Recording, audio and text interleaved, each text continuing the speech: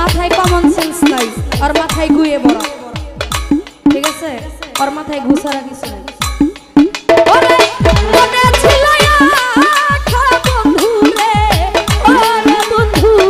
মনে ছিল আশা আমার প্রাণে ছিল আশা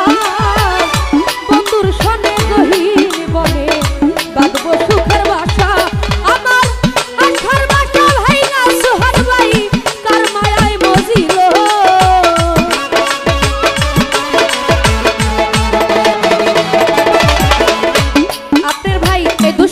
যারা সুস্থ শিল্পী তাদের সাথে করলে ঠিক ছিল